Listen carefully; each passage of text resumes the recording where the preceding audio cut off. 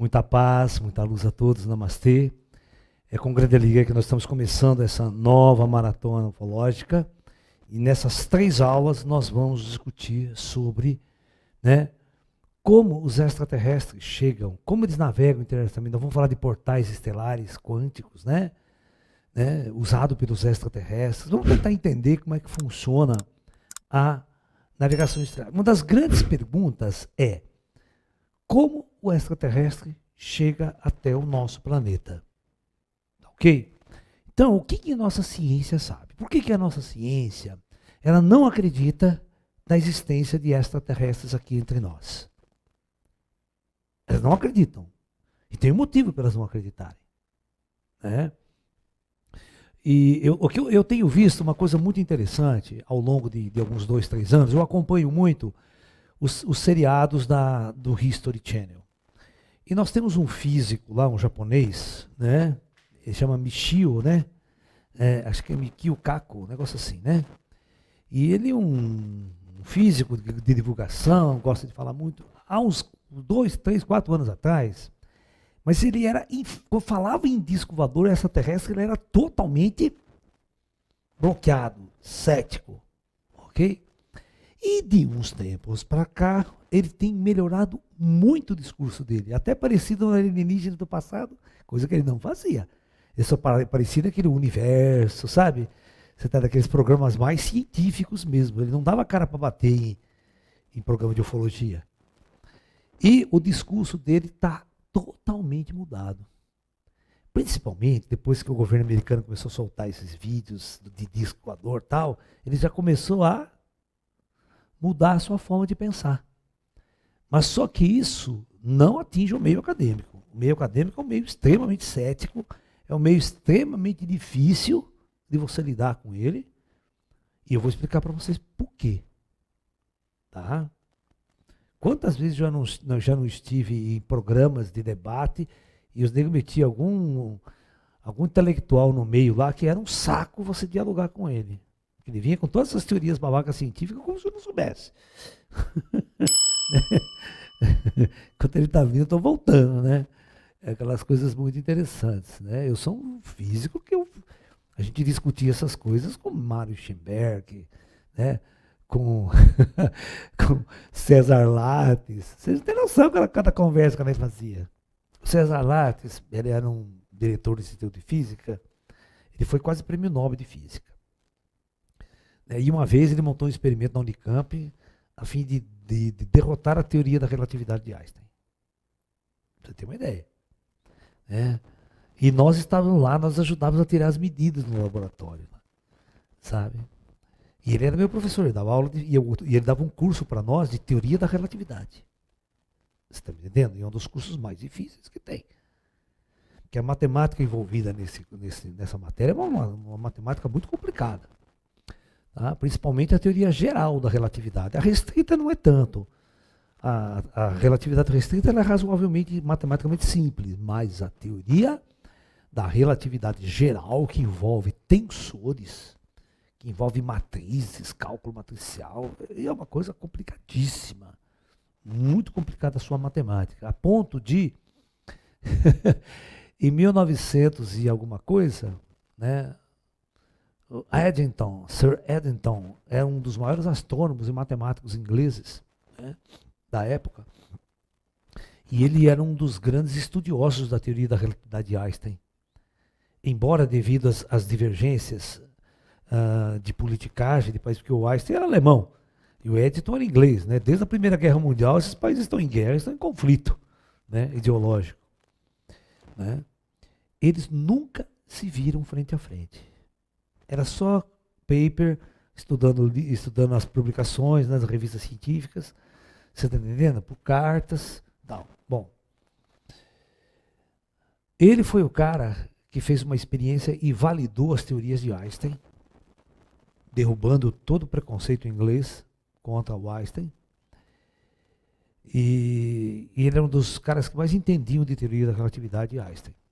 Tá? Muito bem. Ele só encontrou Einstein em 1950 e pouco.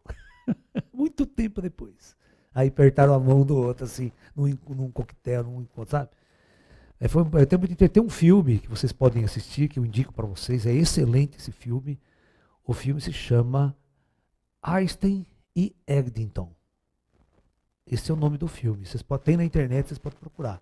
Chama Einstein e Eddington. Está dublado em português, está legendado em português. Ele é muito bom. Vocês vão ver toda essa evolução da filosofia da ciência entre o pragmatismo inglês e não acreditar em Einstein, né? E o mundo inteiro não acreditava em Einstein. Inclusive, até hoje, o Einstein não ganhou o prêmio Nobel pela teoria da relatividade. Vocês sabiam disso? O Einstein ganhou o prêmio Nobel por uma teoria do efeito fotoelétrico que não tem nada a ver com relatividade. E ele é super famoso, devia ter ganhado um prêmio Nobel pela relatividade. Mas o fato é o seguinte, naquela época, essas teorias eram tão complexas e tão novas que precisava de muita investigação, sabe? Então, durante toda a vida de Einstein, que ele morre em 1955, né? Graças ao ano que eu nasci. Ele morre no ano que eu nasci. Para poder, então, ganhar um prêmio Nobel por causa da teoria da relatividade dele, né? Então, uma repórter inglesa chegou para ele de um jornal, para o Eddington, e fez a seguinte pergunta: professor, é verdade que só existem 3 pessoas no mundo que entendem a teoria da relatividade de Einstein? Ele parou para pensar, parou, e perguntou para a mãe: quem é esse terceiro que eu não conheço? De 3 pessoas no mundo, né? Era só ele e o Einstein. Faz essa terceira está falando, não sei quem é. Porque realmente era uma coisa muito difícil de se entender. Eram conceitos bastante avançados. Você está me entendendo? É a mesma coisa que a física quântica. A física quântica, quando você começa a estudar ela, tudo parece um absurdo. Tudo parece uma coisa extremamente complexa. Você está entendendo? Então vamos entender por que os físicos e a estação não aceitam a presença dos extraterrestres aqui. Tá ok? Porque nós vamos tentar discutir como os extraterrestres chegam até nós, né? E por que até hoje os cientistas, os astrônomos falavam assim: não, é impossível você ter chegar aqui. Então por isso nós não podemos acreditar que existem discos voadores aqui. E que os extraterrestres estejam aqui. Porque existe uma impossibilidade física. Você teria que fazer algo que a gente não sabe. Então vamos tentar entender isso. Porque o dia que um cético discutir com você, você já vai saber colocar uma, como diz os indianos, uma prachada na cara dele. Então vamos lá. Vocês sabem o que são distâncias interestelares? Como que as distâncias entre as estrelas são tão grandes, mas tão grandes, mas tão grandes, mas tão grandes, mas tão grandes? Muito bem, então vamos lá. Vamos pegar o sistema solar. Aqui está o Sol. O maior isolamento das raças primitivas do espaço é a distância. Você não consegue, né? Você vê, para nós irmos para Marte hoje, presta atenção.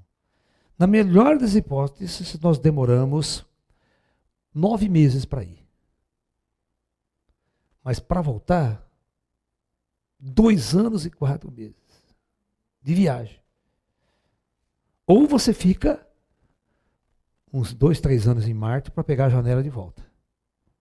Então toda viagem para Marte é uma viagem sem volta. Você vai para morrer lá. Isso ninguém discute, né? Ninguém fala na internet. Então, se você escolher ir para Marte, você já tem que passar 9 meses dentro de uma espaçonave apertada. Ao chegar lá, você não vai voltar. É 2, 3 anos ficando lá, sobrevivendo naquelas condições, para depois tentar voltar com uma nova janela. Vale a pena? Será que essa viagem vale a pena? Para o ser humano? Tanto sacrifício? Fora do seu mundo, fora do seu ecossistema? Fora do seu natural? Né? Então, Sol está aqui. Eu vou fazer uma escala para vocês entenderem. Nós temos o planeta Mercúrio, nós temos o planeta Vênus, né? Nós temos o planeta Terra. A Terra é o terceiro. Tá? E aí nós temos o planeta Marte, né? Nós temos o planeta Júpiter, o gigante. Nós temos o planeta Saturno, planeta dos anéis. E aí vamos ter os mais distantes, Urano, Netuno e o planetóide lá, Plutão, que foi rebaixado de planeta para planetóide. Porque Plutão é menor que a nossa Lua. A nossa Lua é maior que Plutão. Ele foi rebaixado para planetóide. Então, quando alguém hoje, no exame de vestibular, se perguntarem para vocês, tá? É 8 planetas do sistema solar e um planetóide. Alright? Ó, esse barulho aqui, só um minutinho. Eu esqueci. Não mexe aí, é aqui. Tem que tirar esse cabo dessa caixa aqui, ó. Aí. É ela que faz barulho.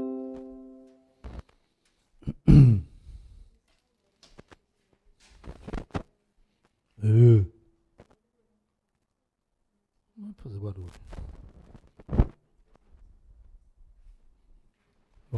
Bom, então, a distância, né, do Sol até Plutão, presta bem atenção, gente, é hoje 6 bilhões de quilômetros. As nossas sondas espaciais que nós mandamos para o espaço, elas têm no máximo a velocidade delas que elas vão atingir 60 mil quilômetros por hora. Então as nossas sondas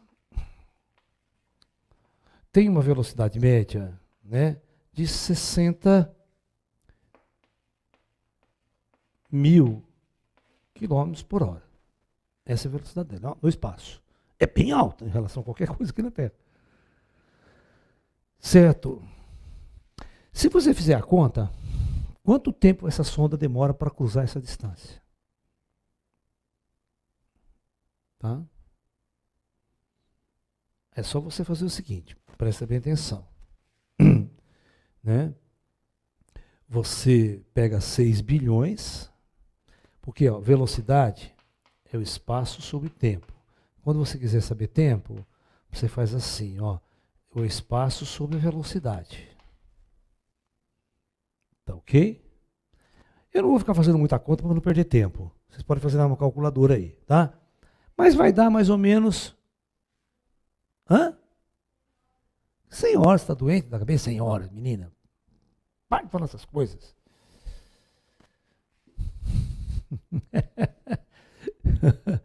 Isso aqui, gente, isso aqui vai dar muitos anos de viagem. Anos de viagem. Então, se você quiser fazer uma viagem para Plutão, né, isso aqui é coisa de 17, 18, 20 anos de viagem. Só para ir. E a gente sempre fala nas menores das hipóteses. Por quê? Por que a melhor das hipóteses? Porque você vai sair da Terra. Né? Se Plutão estiver do outro lado, dependendo de Plutão estiver, porque fazer viagens desse tipo é marcar encontro com os astros. Por isso que eu falei para vocês, para ir para Marte, você pega a menor possibilidade, a maior janela. Quando Marte está muito... Quando a Terra, mais ou menos, a Terra está aqui e Marte está bem pertinho, entendeu? Então, opa, a gente joga para lá na nave, certo? Aí todo mundo está andando para lá, né? A Terra também. Então, ó, nós vamos ter que marcar um encontro mínimo com Marte. Então não vai encontrar Marte lá na frente. Entendeu? É assim que se faz. Então essa é a menor distância. Então eu cheguei lá. Quando eu cheguei lá, o que acontece? A Terra anda muito mais depressa do que Marte. Ela vai embora. E Marte fica atrasando. Né? Então a hora que eu cheguei lá, a hora que eu chegar lá, a Terra já está do outro lado do Sol. Então para você ficar uma semana, um mês e voltar, não vai dar. Tá entendendo? É uma merda.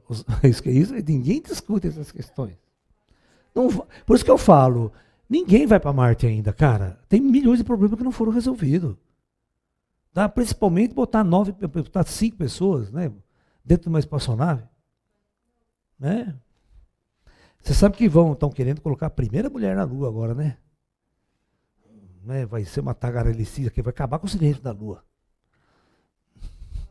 O silêncio da Lua. A Lua é uma quietude de uma paz.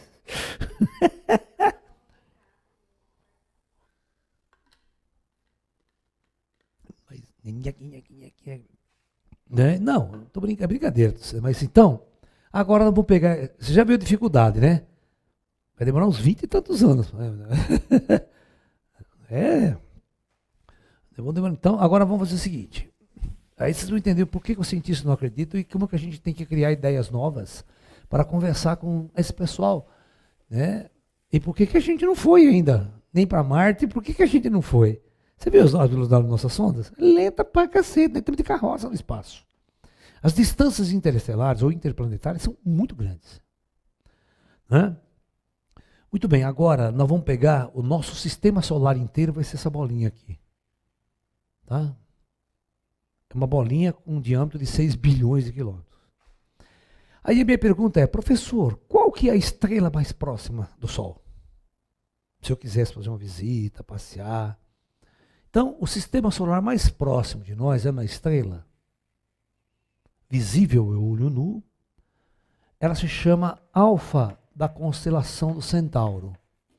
Ela é visível ao olho nu e eu posso mostrar para os meus alunos, para vocês, num telescópio, inclusive, que nós temos lá no sítio. Quando você chega, olha essa estrela no céu, ela aparece isso aqui. Mas quando você coloca um pequeno telescópio, um pequeno binóculo, você vai ver uma coisa muito interessante. Você vai ver isso aqui, ó.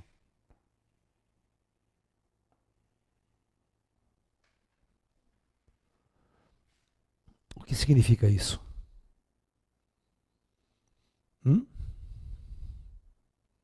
Significa que não é um sol, são dois sóis. Um girando ao redor do outro. Vocês sabiam disso ou não? Então esse é um sistema duplo estelar. Vocês se lembram de Tatuí? Não Tatuí, Tatooine. Você sabe o que é Tatooine, né?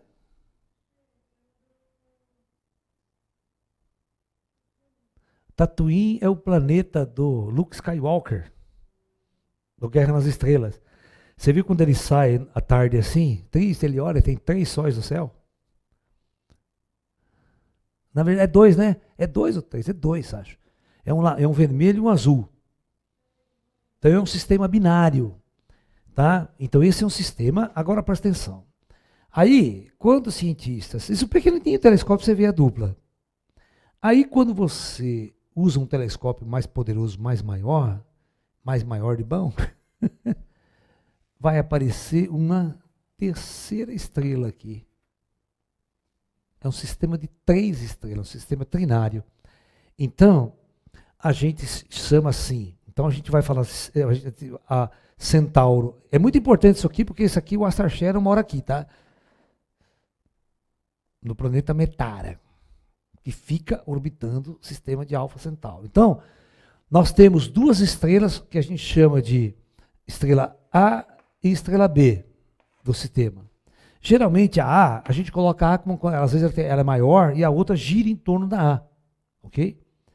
E essa daqui, como ela tem uma órbita muito maior, e ela geralmente se aproxima mais de nós do que as outras, em termos de distância, mas é pouca coisa. Ela é chamada de Próxima Centauro. Porque ela se aproxima mais de nós. Então, na verdade, é um sistema trinário, com 3 sóis. Então, se você tiver um planeta orbitando lá, né, que, segundo muitos que discutem Astar Sharon vem de Alfa Centauro, de uma frota, né, e de um planeta chamado Metara, segundo os esotéricos que canalizam aí Astar Sharon. Ok? Muito bem. Então, qual é a distância que nós devemos então percorrer para chegar em Alfa Centauro? Você vê que se vocês já assistiram o Perdido no Espaço, a série nova? Hã? As duas coisas que tem, muito legal. A série antiga, na Netflix. Então, o que acontece? Sempre eles quiserem chegar em Alfa Centauro, né? Porque eles descobriram um planeta bastante semelhante à Terra, porque o Sol de Alfa é muito parecido com o nosso Sol.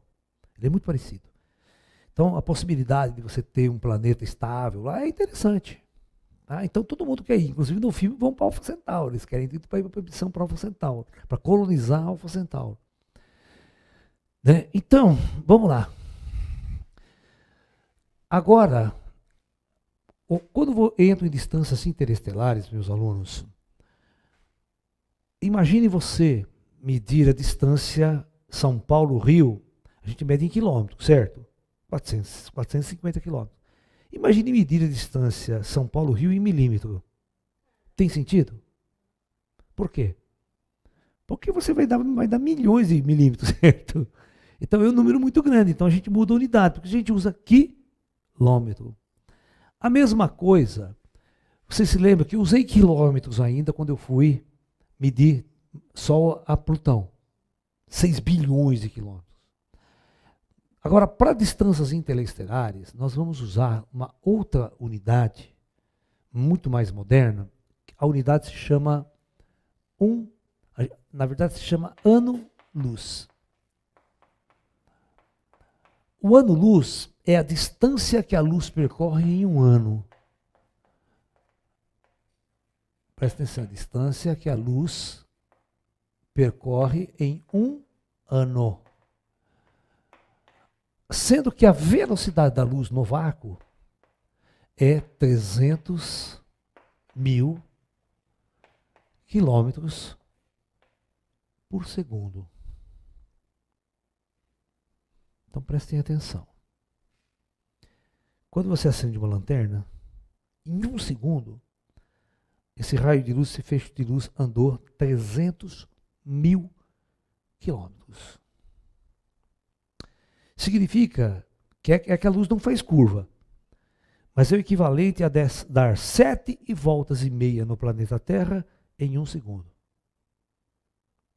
Vocês imaginam alguma nave fazendo esse tipo de velocidade, deslocando essa velocidade?